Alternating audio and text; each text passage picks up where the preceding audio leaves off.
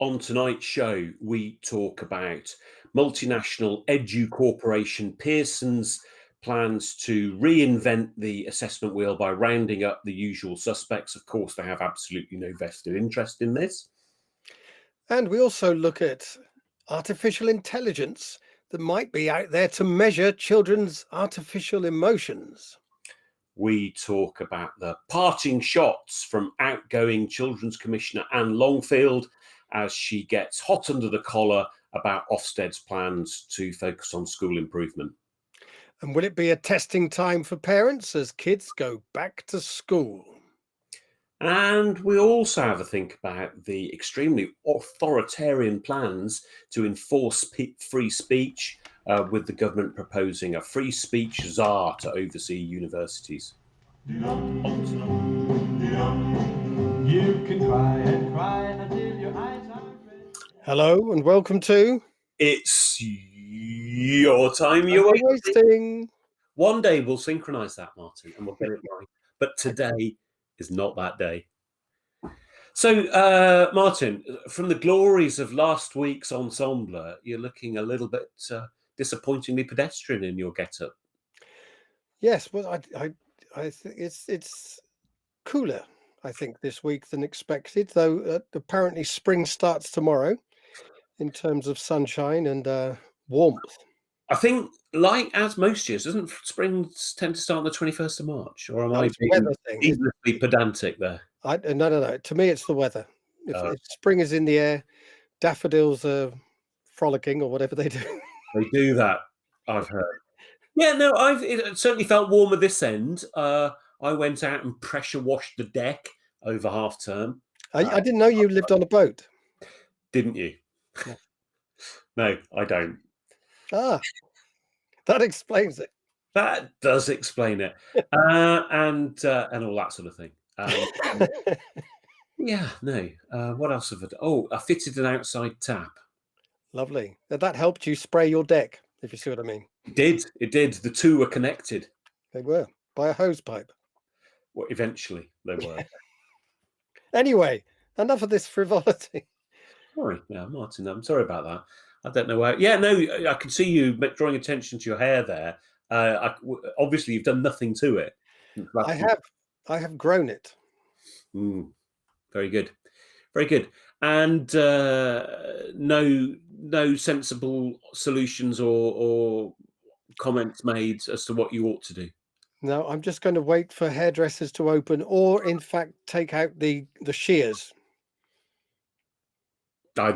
Shears would be my choice. Yeah, it might get to that point, or perhaps tying it back. Yeah, you said this last week. It's all talk. You're not going to do that. If you do that, I will eat my hat. There's news about a finding of an ancient monument, not an ancient monument, an ancient trinket or something is it Viking or something like that, of a ancient person with a mullet. Did you see that in the news? No. Have I just made this up? Well, it's certainly something you could have made up, but I'm going to take it that it did actually happen, and it's all over the news today, right? Along with Harry and Meghan. I've been working to it. What are Harry and Meghan up to? They've got a mullet. Have both of them? A little baby mullet. No, I don't know. They call their baby mullet. That's a fish. I think I'm getting completely surreal now. Yeah, and if their baby's ginger, it'd be a red mullet. It would be a red mullet. There you go. You see, we spent ages working on that joke. Literally didn't. Anyway, let's talk about things. So our first item is about Pearson, multinational corporation. Pearson, massive beast, behemoth in the educational world, and fingers in all sorts of pies. And they're the owners of EdXL, one of the big exam boards in the country. I think EdXL. I think almost all schools use EdXL for mathematics, far fewer for English, as far as I know. Don't know about other subjects. But anyway, Pearson what are they doing? They're launching a review into the future of assessment because right now for well, it's an interesting time, isn't it? Because in some people's view, now is a good time to see whether the assessment system we've got is fit for the 21st century. And as evidence for the need for this review, people are citing this year's fiasco, yet another second annual fiasco of how do we award grades for GCSEs. And I suppose, I don't know, Martin, whether you find this, but I think what I find particularly striking is that for the second year in a row, we're not having exams. We're having assessment via crystal ball or guesswork. And now would be a really excellent time for people to step up with their brilliant alternatives for examinations. But answer came there none. Yeah, it's a strange timing, shall I say? I do think that Pearson are probably looking for answers that mean we'll need more Pearsons and Mm, more business going their way. And that's very cynical of you, Martin. it is, isn't it? They they're looking at two sides to this. I think they're focusing on secondary education, particularly 14 to 19, helping develop confident and well-rounded learners, and also what should the role of Key Stage 4 and 5 be in preparing students with the skills needed in their future careers? So that's two of the areas they're looking at. Yeah. So some fairly recognisable names on the list of the panel of experts. Some of them more expert than others, as is always the case with these things. So we've got some fairly genuine experts like Professor Rob Coe, and we've also got some less obvious experts like David Blunkett, former Secretary of State for Education. We've got people like Michael Welshaw, the ex-head of Ofsted. We thought we'd seen the last of him, but no, here he is again. And you were telling me about Two Brains Willits. Yes, there's David Two Brains Willits is on the list as well. He's an expert, isn't he? I think we can safely call him one. He's got two brains, so he's double the expert of any other expert, as far as I can tell. Yeah. So they've all been gathered up, and I think Anthony Selden, he'll not be wearing any shoes, but he'll be there, and they're gonna between them they're going to come up with the future of assessment. But there is some.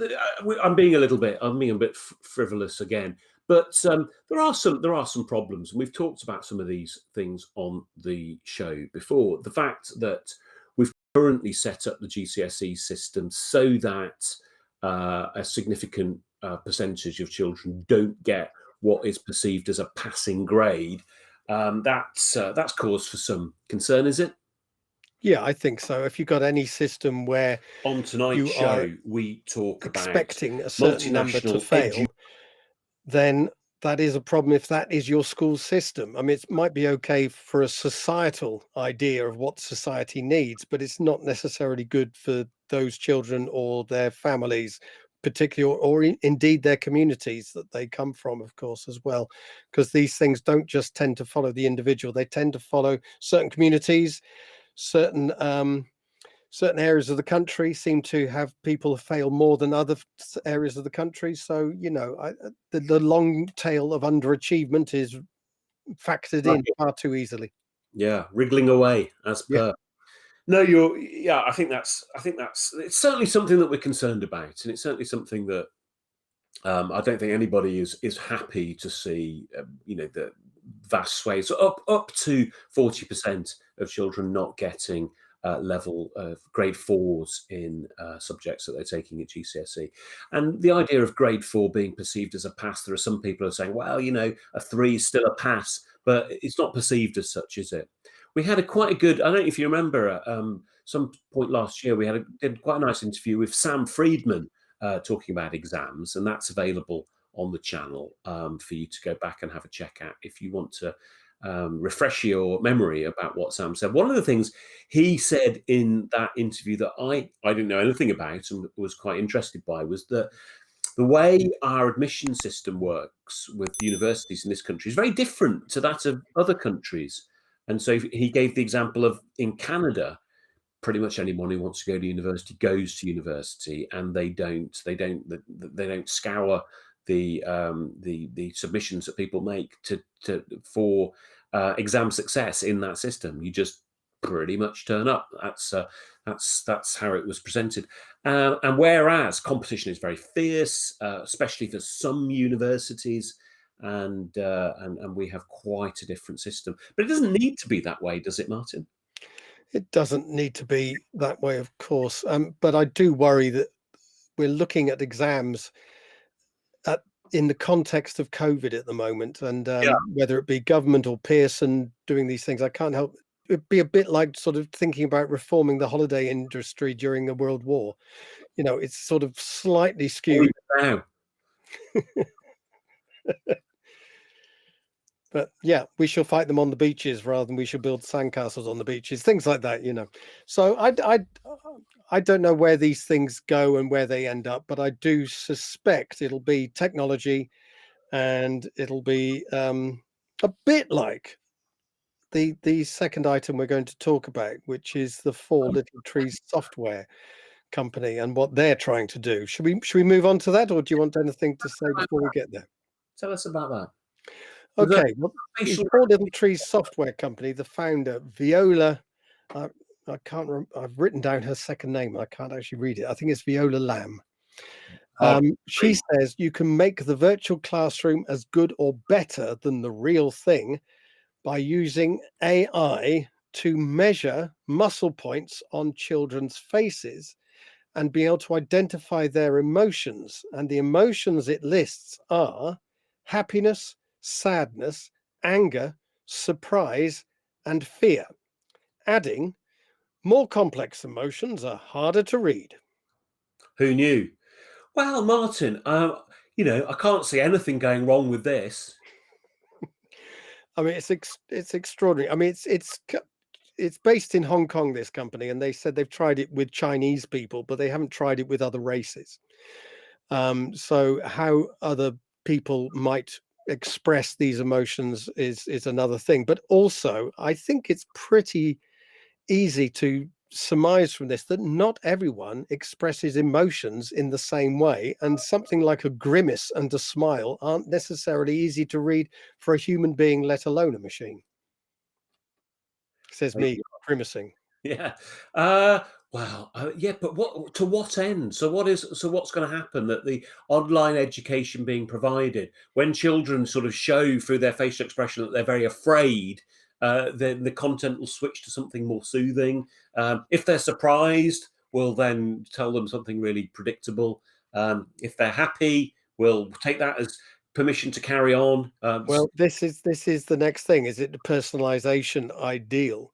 Right. But they talk about it's like Opta statistics as well, which they use in sports. So it's a bit like that. How long they take to answer questions. Obviously, they record their marks, performance history, etc., identify strengths and weaknesses, and you start to get this performance picture of each child in different situations and how they react to the information they're trying to learn. I mean, and the stresses they're being put under. But it has to be all online, these stresses, of course, in order to be able to measure it through a camera on your phone or on computer. So more screen time.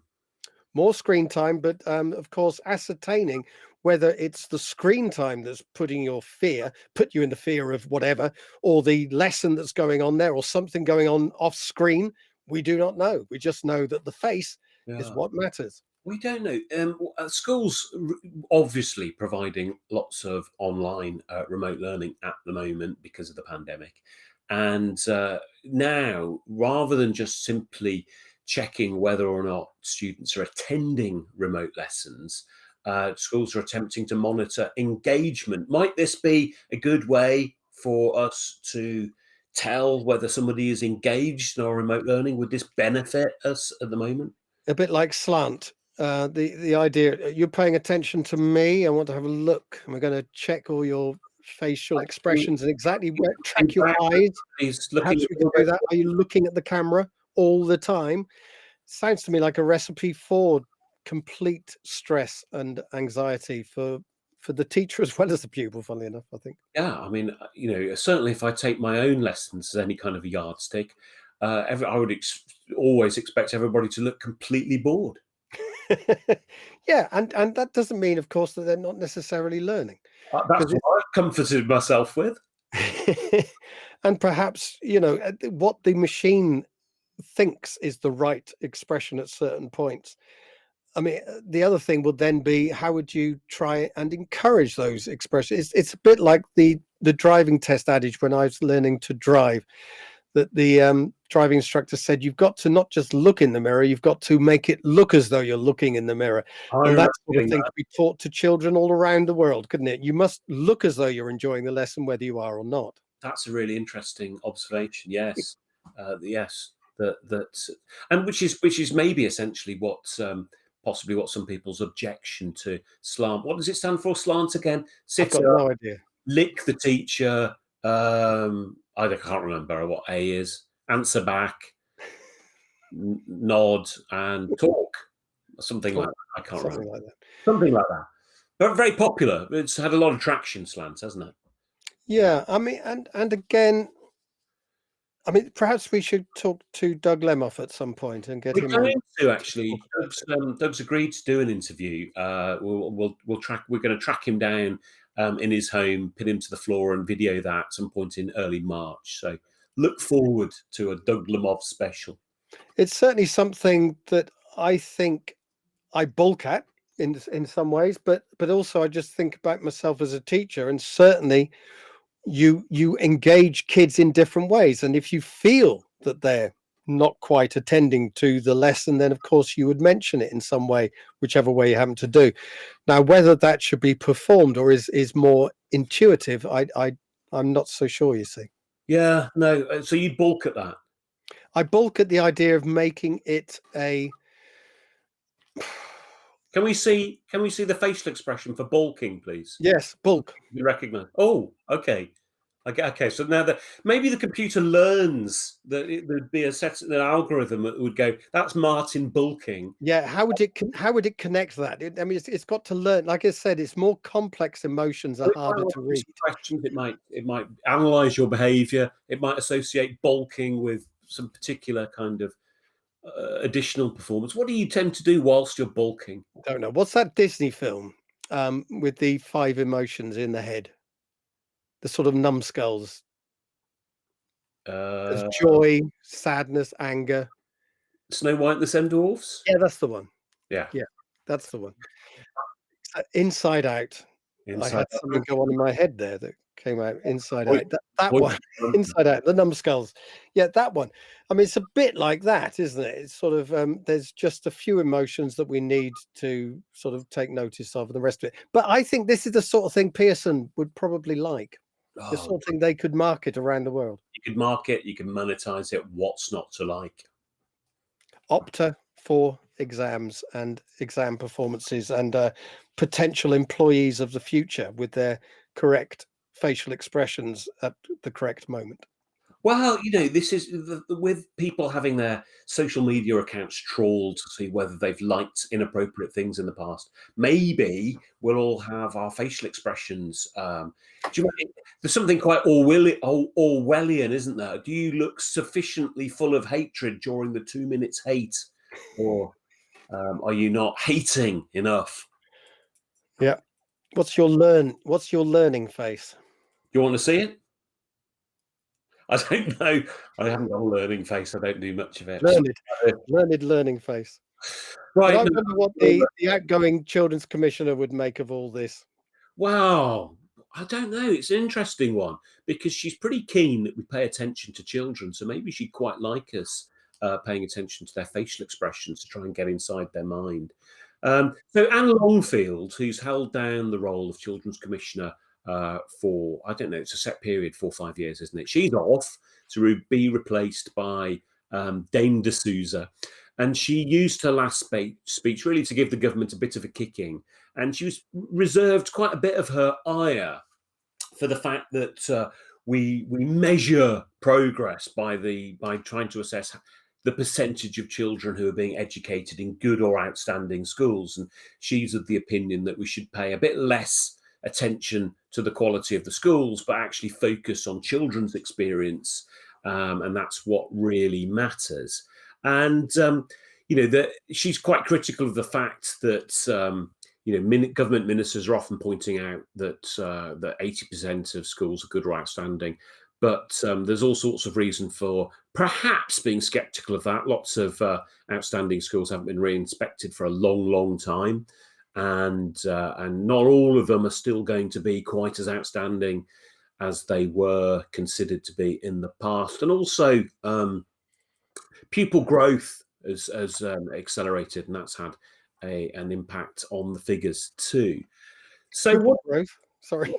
the number? Well, see, we're focusing on a thing rather than on individual children. Not the growth of individual children. They're not any bigger, but the growth of children as a group. There are more of them currently than we might want.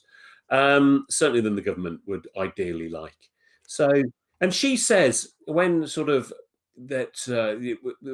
questions people, she says she's fed up with hearing "we don't know" from people whose job it is to know. That's a really interesting idea. Are there people in government whose job it is to know? I'd suggest that maybe that isn't what anyone is employed to do, to know. It sort of presupposes that there is an answer that's known, and that as long as I know what that known answer is, we can be fine. But if I'm fecklessly ignoring that known truth, then obviously I need to be castigated. So anyway, what do we think? What do we think of Longfield's parting shots? I mean, she was appointed in 2014. I think she took up post in 2015, appointed by Nicky Morgan. So as an independent children's commissioner, but allied to the DFE. So I suppose that's why there's a sort of DFE schools aspect to things. But she is sort of pointing out that we need to look at children in the round more and talk about things like poverty. Yeah, there's a hilarious bit from the article in one of the weeklies at TES or Schools Week. Difficult to tell them apart sometimes. Where a government spokesman said protecting vulnerable children had been at the heart of our response to the pandemic, which is hilarious. Which, as we know from the various interventions made by footballer Marcus Rashford, reminding the government that children actually, them not being hungry is quite a good thing.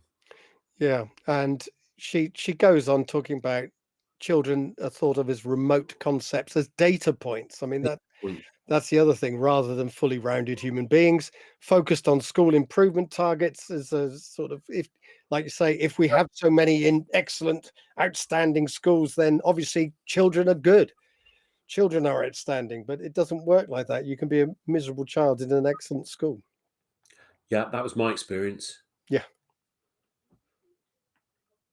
So is the thing here is, I mean, do Ofsted make judgments that matter to children and to their development, or is it all about just clicking around bits of paper, giving people jobs in order to make government's ability to measure something look as though they're improving education? Well, that's an interesting point, isn't it? So on the one hand, maybe I'm tempted to agree with that maybe Ofsted judgments don't matter all that much to children, but they matter a great deal to parents. Do you remember when we interviewed Jonathan Simons and Ed Dorrell, and Ed was telling us just how defensive parents are about Ofsted? But in his words, parents love Ofsted, and they find it very, very useful and are very protective of it as an institution.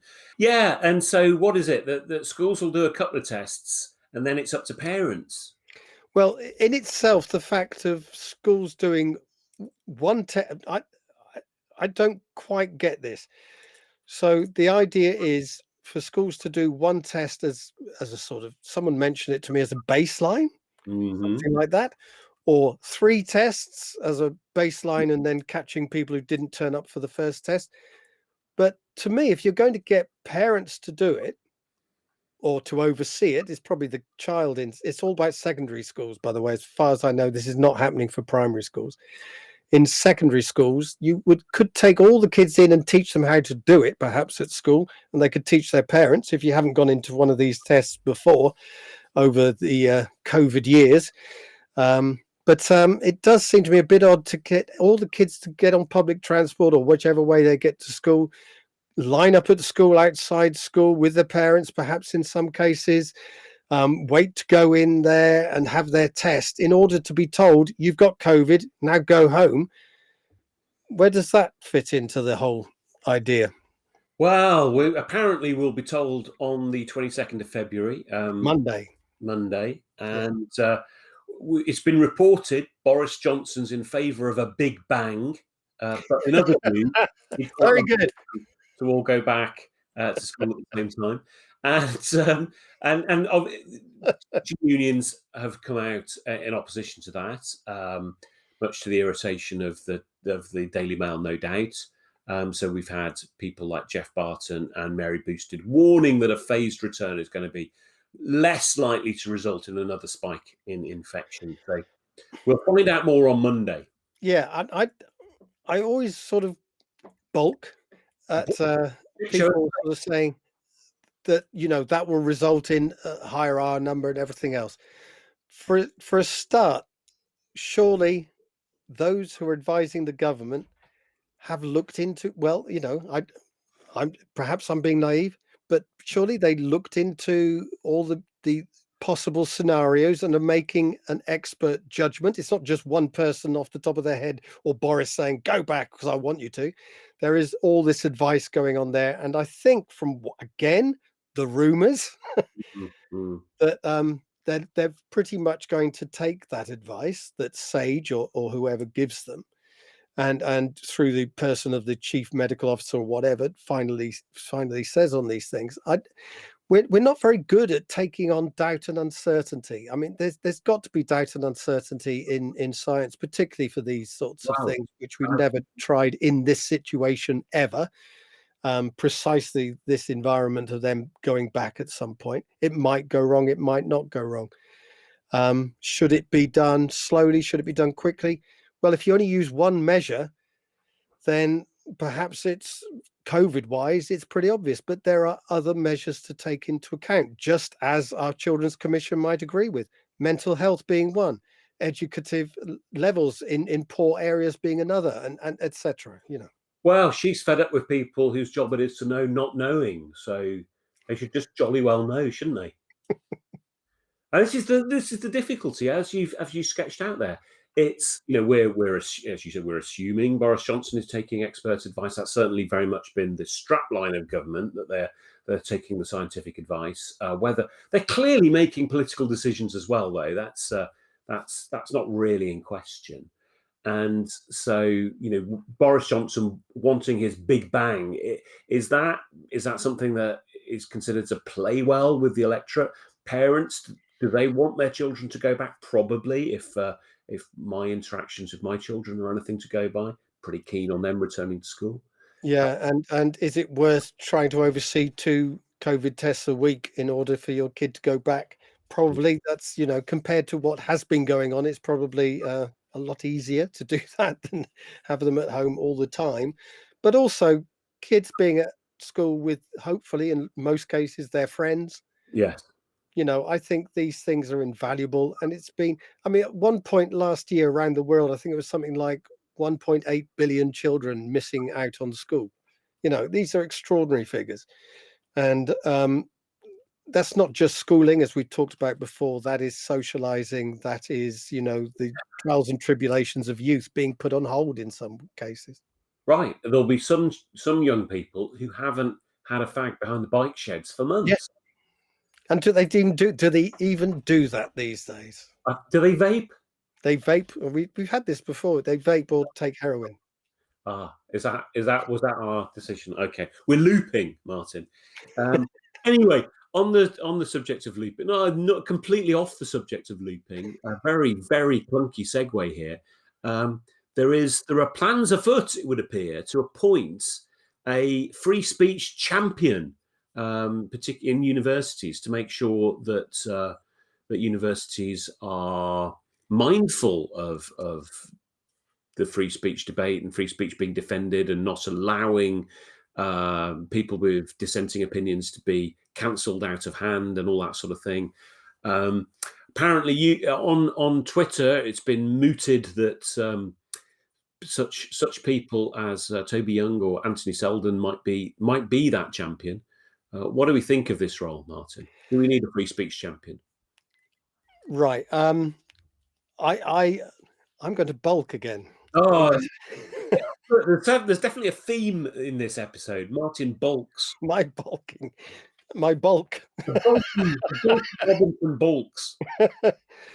But I bulk at the idea of government overseeing free speech in such a way that you must have free speech. You must. It's almost, you can almost see it getting a bit like, you must talk about this. You must talk about this in this way. It could so easily become an anti-free speech czar as well. You know how czars tend to get over themselves, and get away with things and try all sorts of things. But it's against woke culture. It was in the paper, so straight away, that's sort of giving you a political edge to it. Well, surely, if we want free speech, we should be welcoming advocates. But that they think is important. Yeah, I mean, this is, and then looking into it though, there are some people who, particularly, I think Suzanne Moore wrote a bit about this, about trans rights, etc., and about the way that various feminists have found themselves TERFs, as they're called, trans exclusionary radical feminists, which isn't a particularly nice term, is it? But there you go. The way that they have been chased out on, but I think a lot of this takes place on social media, but also in universities, not allowed to speak. Germaine Greer being one of the most famous ones. There's particularly, I've forgotten the name of the person at Oxford, who's a professor at Oxford, who's found herself to be, I don't know if we can look that one up. Can you look that one up, someone? I can't at the moment. I've forgotten her name. Anyway, particularly about trans rights, and that's saying that she is transphobic, and stopping her from speaking in various places. So Suzanne Moore tweeted about this, saying it's all right for middle class liberal white people to sort of say there's no such thing going on against woke culture, etc., etc. It's all part of the culture war drummed up by this government. But for quite a few women who are called TERFs, it's a very important subject indeed. And we're talking last week about J.K. Rowling and the house in a school. Yeah, it's named after her, being Rowling House, abandoned because it's no longer, because she is transphobic. And this letter goes out in school to parents, from school to parents, saying that J.K. Rowling is transphobic.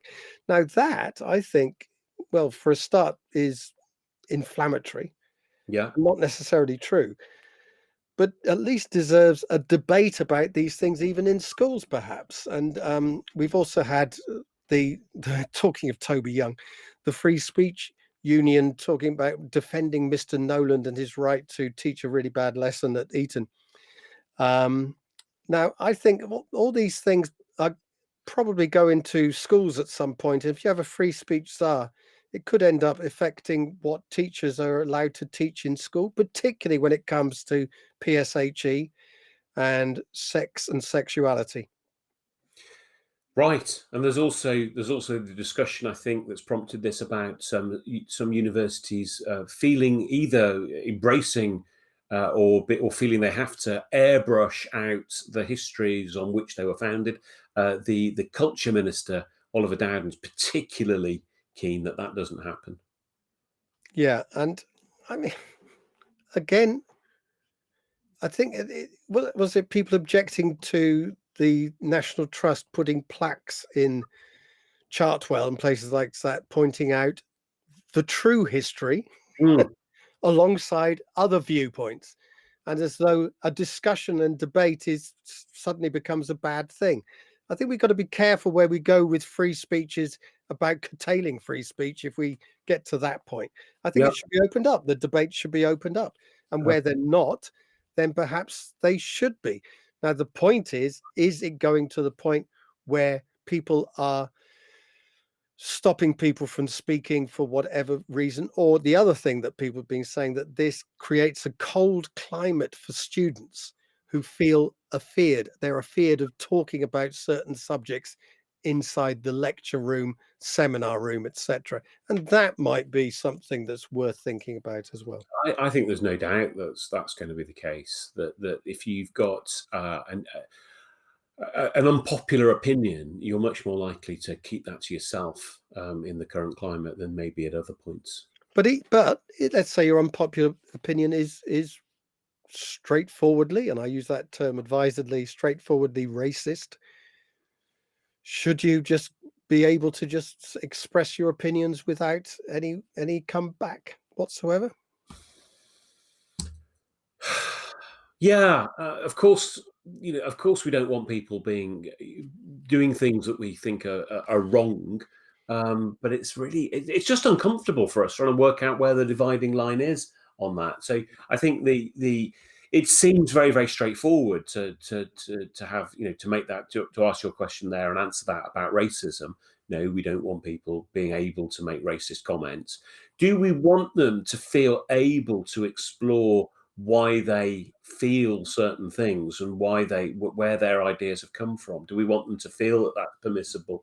Maybe that's better than people being asked to suppress their ideas and their fears. That's harder to answer than simply being racist. Yeah, I mean it's about drawing the line where hate speech starts and sort of free thinking stops. But I mean, the David Irving point about a Holocaust denier, being shut up, if you like, going through. Well, he put a thing through the courts, didn't he? It was his fault it went into the courts. But Yeah. Hard to have any sympathy with Irving. No, I don't have any sympathy at all. And that book, Denial, and the film about it, I think it's two superb pieces of work about that whole pursuit of truth. And I think that's where it comes important. It is part of the pursuit of truth. And the pursuit of truth is not and should not be the sort of area of one czar to sort of say to a university, this is right, this is wrong. The university of anything should be able to come up with those things itself. One would hope so, but I think that there's certainly, when we look to American campuses, that doesn't seem to be the case, does it? There's enormous pressure from student bodies that they are protected from what other people might want to say is the truth. Yeah, I mean, the strange thing is, you get to Oxford Union, and you look through their YouTube channel, and you see some of the people they've had speak, like Tommy Robinson, for example, and also you hear about the people they've tried to stop speaking. Well, they did try and stop Tommy Robinson speaking, of course. Now, should he have had the right for free speech? I don't. Well, no, because he's a complete fool. But do we? I think do we feel an obligation to invite Tommy Robinson to speak? No, I don't think we do. But they did, you see, and this is the point is, there seems to be, 5-10 years ago, this sort of frisson with getting people in who were very controversial, George Galloway being another one, to getting people who are going to create some sort of debate, shall we say. But this sort of frisson of excitement in order to get the hordes outside baying for them as well was part of the excitement of it. Now, perhaps all that excitement is sort of going and very strict down the line. It's for this government, though, it's very much about what it sees as culture wars, as woke, as trying to fight that battle, saying that liberals are the ones who ban things now. The people who defended free speech are now the ones denying free speech of those of a conservative bent. I mean, that's what it all comes down to, basically. Wow. So this free speech champion, what will their job be? To defend the right of people with right-wing opinions to voice them in universities? Well, if it's against woke culture, then it's against a way of thinking about the world. Then of course there's a problem with it. If it is about ensuring that there's free speech, free debate, that all sides are listened to, then perhaps it would have more of a role. If universities and schools perhaps are falling down on that, but I think it's going to open up a huge... And then there are, of course, other people who say that being against woke culture is just being racist. Yeah. Well, I mean, at what point do you... I mean, what is woke culture? You know, I could say what I think it is. The Tsar could say what he or she thinks it is. Doesn't mean that's what it is. I mean, you know, we don't necessarily all agree on that. But it would be interesting to see the remit, interesting to see who gets the job if it happens, and interesting to see what they do if they get the ability to recommend certain policies. Yeah, well, we shall see. More will be revealed as and when it occurs. But that's about it for another show. There's no big ends. There's no. We're going out with a whimper rather than a bang. There's a big bulk. Certainly not a big bang. Big bulk. Martin, show us again. My big bulk. Yeah, lovely bulk. And we God, inshallah, we shall see you next week.